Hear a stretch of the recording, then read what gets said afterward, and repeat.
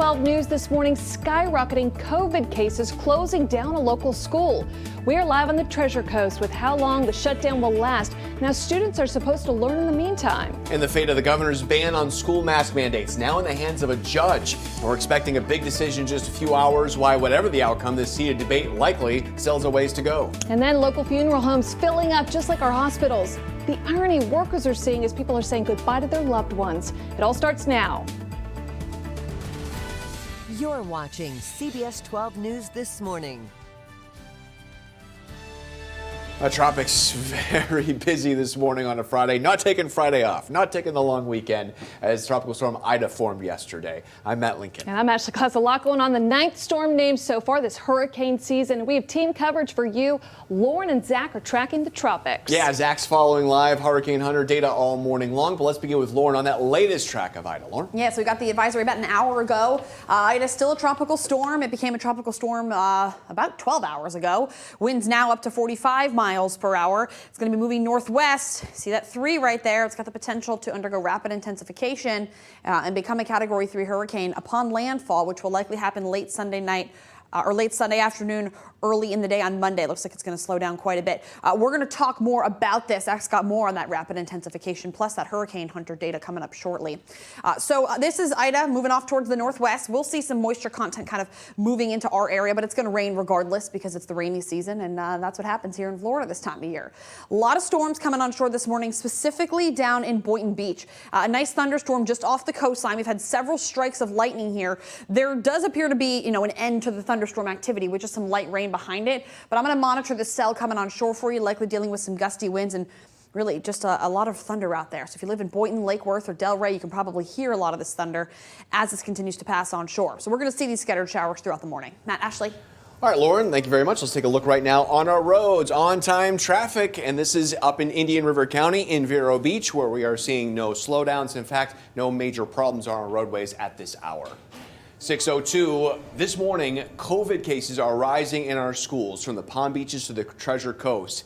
It's becoming such a problem that one school in Indian River County is closing until Labor Day. Right now, there are nearly 400 students in quarantine in Indian River County schools, and the worst outbreak is happening at Beachland Elementary School. And the school has more cases this morning. The dashboard just updating moments ago, and we are seeing now that 23 students have been tested positive for COVID-19 and 14 staff. That is 37 cases. This is brand new. And we know that over 100 students right now are in quarantine. It's 20% of the school population. CBS 12's media, Madeline Montgomery is live in Vero Beach following the news that broke last night. Maddie, what does this mean for the families of the students that go there?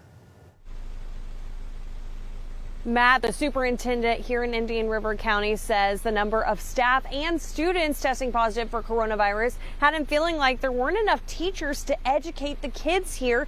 And obviously, he's also really worried about the safety. So the closure for this school was announced last night, and it's going to be going through Labor Day weekend. A big concern with the school closing: how will kids learn? Unlike last year, the state isn't allowing virtual learning. Instead, teachers will post lessons and assignments online, with teachers checking in with their students by calling them and emailing them. A father of a kindergartner here at Beachland says his main concern is keeping his daughter safe. There are people in my immediate family who do have underlying conditions. Even though I am vaccinated and I may not get as sick, we just can't risk that type of thing. I mean, I have a 5-year-old who's clearly not vaccinated, and we just can't afford for these things to happen, and for them to be sick is very concerning. Coming up in the next half hour, I'll show you what to expect with other Indian River County schools as coronavirus numbers go up in the district. Reporting live in Vero Beach, Madeline Montgomery, CBS 12 News. All right, Maddie, 6:04 now, and schools in Okeechobee County have a similar problem right now. About half of the students at the district are now in quarantine. Superintendent Ken Kenworthy tells CBS 12 News he will not shut down the schools, though. Instead, he'll make adjustments to classrooms. We are going back to reevaluate what the seating arrangements in the classrooms are, again, to try to create additional space in between students. But we're not going to the mandatory masks. The county health department is trying to get as many eligible students vaccinated as possible through their vaccination pods. And right now, the weekly positivity rate in Okeechobee County is about 23%. That's actually down about 10% from last week. So are we seeing similar numbers in Palm Beach County? Let's take a look at the dashboard. And we're definitely seeing growth from week to week here when it comes to our COVID cases in Palm Beach County. And the highest positive number is coming from high schools. That makes sense. Those schools are the largest. But let's take a look at the elementary schools, because there was an elementary school in Vero Beach that had to be shut down. When we take a look at those numbers, generally elementary schools in Palm Beach County are about 1,000 students. That is double the size of Beachland Elementary. We haven't seen in Palm Beach any schools reaching Beachland's level, over 30 cases over the last 7 days. But I do want to look at one school in particular, and that is Verde Elementary in Boca Raton. You see this is 25 total cases, with 20 of them coming since Monday. A big part of why Beachland shut down was 20% of the school was sent home because of contact tracing. That's about 100 kids. Well, Verde has 20 cases since Monday, and the district tells us that only 20 kids are under a stay-at-home order. A reminder, it's the health department that handles the contact tracing protocols. All right, 6:06 now, in just hours. We are expecting to know a judge's final decision on a mask mandate case. Closing arguments wrapped up yesterday, so today we'll know if the judge sides with parents or the state. Kara Duffy has been following this all week long from the live desk. So, Kara, what's happening in court today? Well, Ashley, the fate of Governor Ron DeSantis' ban on school mask mandates now in the hands of a judge. The governor already made it clear, though, that if the judge rules in favor of parents who filed this lawsuit, well, he plans to appeal. So here's a breakdown on the case right now. During the 3 days of testimony, we heard from pro-mask parents pushing to allow local school boards to enforce mask mandates without facing punishment, from the state. Their attorneys argued that the recent surge of COVID cases driven by the Delta variant has brought an urgent need for kids to mask up. It all comes down to their safety. In our community, there are vulnerable people, and the best way to protect them is for all who can mask be asked to do so. According to the governor, though, it should be up to parents to decide whether their kids wear a mask at school. Take a listen. Parents' rights are a legitimate state interest.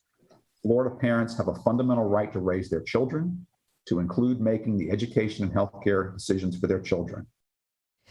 As of right now, at least 10 school districts here in Florida have gone against the governor's order and enacted mask mandates in their schools. That includes Palm Beach and Indian River counties. The judge is set to make his ruling at 10 o'clock this morning.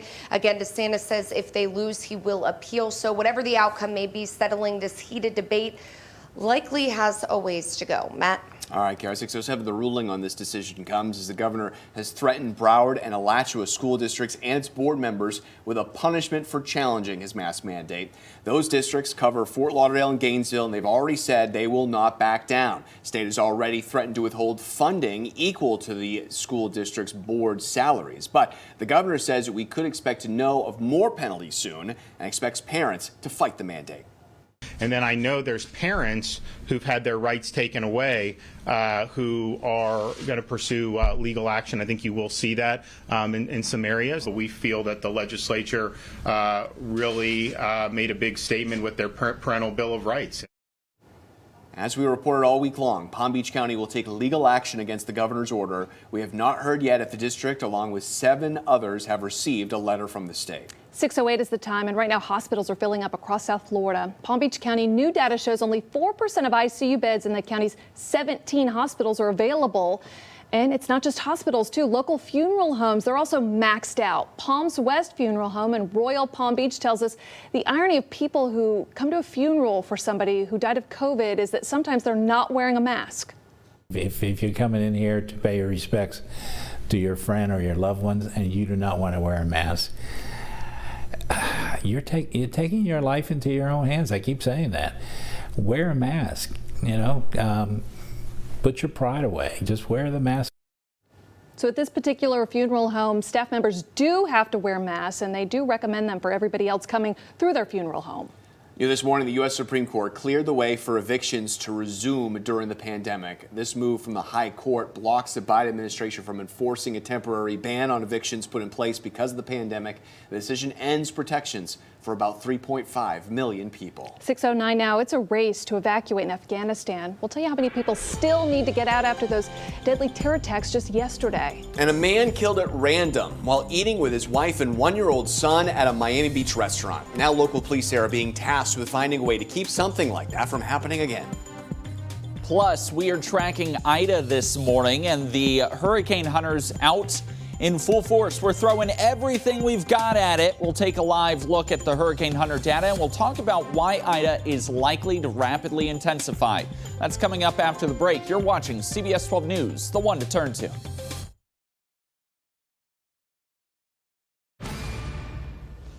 We will not be deterred by terrorists. We will not let them stop our mission. We will continue the evacuation. Developing this morning, a deadly terror attack killed 13 U.S. service members, and now the urgency is reaching a fever pace to get Americans and friends of our country out of Afghanistan. Take a live look at the Kabul airport, where time is running out for the thousands of Americans and Afghans to board the flights out of the country. And this morning, the military death toll standing at 13, including 10 Marines. 18 service members and dozens of Afghan civilians were hurt. More than 90 Afghans were killed. The terror group ISIS-K claimed responsible for the suicide bombings and the gunfire at a gate in a hotel outside the Kabul airport. And Kara's been following what's happening from Kabul from our live desk. President Biden just addressed the world about this, too, vowing to finish evacuations by the deadline just 4 days out. That's right. Despite the deadly bombings and growing terror, President Biden says the evacuation of Americans and Afghan allies is pressing ahead. Let's get another live look from the Kabul airport. This is where planes like this have continued to take off throughout the night and into the morning. This is a race really against the clock to get everyone out by that August 31st deadline. Right now, we know more than 100,000 people have already been flown out of the country since August 14th.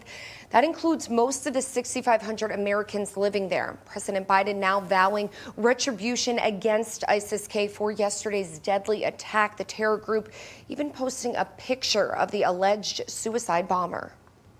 We will not forgive. We will not forget. We will hunt you down and make you pay. President Biden said he ordered U.S. commanders to develop plans to strike ISIS-K assets, leadership, and facilities. In the meantime, the U.S. military remains on high alert this morning. Again, another live look from the Kabul airport, where the Department of Defense warns that more attacks and potential violence are imminent. Matt, Ashley. All right, Karen, new for you this morning. We are hearing more from our local representatives about all this chaos in Afghanistan and what's happening. So I want to bring you some of the statements that have just come in. Congressman Brian Mast, who lost both of his legs fighting the war in Afghanistan. Here's part of his statement. He says, "It's impossible to express my sorrow over these fallen warriors or to find a word that could alleviate the grief of their families." Congresswoman Lois Frankel also has something to say about this. Her son served in Afghanistan, so I want to show you part of her statement. It's right here. "I join those condemning the horrific attacks that claimed so many innocent lives." The time now is 6:16, and we first brought you the story yesterday. A father in Miami Beach shot to death seemingly at random while he was at a restaurant with his family. Now the mayor there is taking action. Video shows the alleged gunman dancing and laughing after the killing. Mayor says he's putting more officers on the streets and more surveillance cameras and license plate readers. Police say the suspect, Tamarius David Jr., confessed to picking random men to shoot while he was high on mushrooms. The victim, Dustin Wakefield, was vacationing with his family at the time. 6:16, a driver from Fort Myers led police on a chase that ran all the way across the state and ended in Miramar. Take a look here. They catch up to the stolen pickup truck as it goes off the road, and then, oh yeah, he's getting out. Driver is going on foot. Does wind up jumping this fence right there, but couldn't go as far on foot as he did on the wheels. He was, shortly after this time, he gave up, laying on the ground. Trooper was able to catch him, and he was arrested. Yeah, you knew how that was going to end. 6:17 right now. Let's go back to Lauren. Tracking a couple, really just one thunderstorm coming on shore for us right now in central Palm Beach County. We've had a few strikes of lightning with this as well, about 16 over the last 10 minutes. So it looks like this is actually weakened as it's made its way on shore. But Lake Worth, Boynton Beach, out towards West Boynton and even into Wellington, we're dealing with really heavy downpours right now and a lot of lightning out there. Of course, you can certainly hear some of that thunder. I'm going to monitor that storm for you throughout the morning along with all the other rain that's coming on shore. We've got Tropical Storm Ida. Zach's going to talk about that in about 30 seconds. He's got the latest track. We've got 2 other waves that are out on the Atlantic right now as well. These could become depressions by the end of the weekend. If either one of them gets named, the next name on our list is Julian, followed by Kate. We are already at the I named storm. That is the 9th named storm of the season. Ida became Ida yesterday afternoon at around 5:30. We likely will see that then increase in strength, potentially becoming a Cat 3 before landfall. So we've got these showers coming on shore this morning, along with some of these thunderstorms. Temperatures are back near the upper 80s later today. Let's send it over to Zach for another check on Ida. Beware the I storm, right? Isabel, Irma, now Ida. These are all big name storms. Of course, I, the most retired letter in the alphabet. Ida, 45-mile-per-hour winds. It's got that look, folks. It's got that look. It is under areas of high pressure, very warm water temperatures, likely to develop rapidly as it works its way into the Gulf of Mexico. Right now, winds, at least at the observing stations, the buoys, nothing too drastic. 24-mile-per-hour gust on the outside of Key West, 17-mile-per-hour sustained winds down in Jamaica. We are throwing everything we've got at it. Here's the thing. We are having some issues with NOAA's data right now. The NOAA Hurricane Hunters, it says it's plotted right there, but we actually have them flying at 10,000 feet in the storm. So hopefully NOAA can work that out. Air Force are on their way. They're just about at the tip of Cuba, and you can see they just turned on their data. We'll be bringing that data live to you throughout the morning. Again, NOAA is now working its way into the storm. We just don't have that data for some reason. Hopefully that data will begin to flow into the system shortly. Here's what the latest track is. Taking it from a Category 2, maybe a 3 storm into a Category slow storm as it works its way inland, but it is likely to undergo rapid intensification.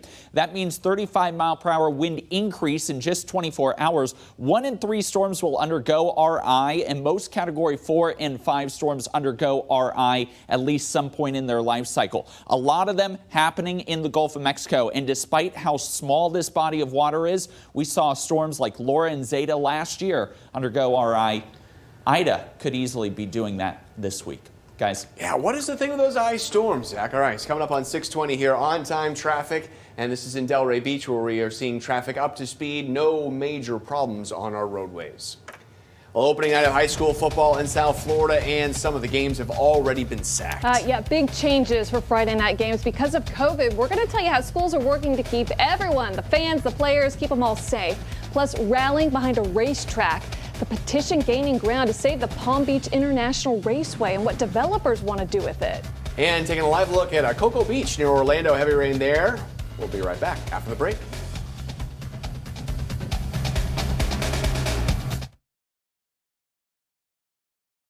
CBS 12 News this morning at 6:23. Friday Night Lights kicking off tonight in Palm Beach County.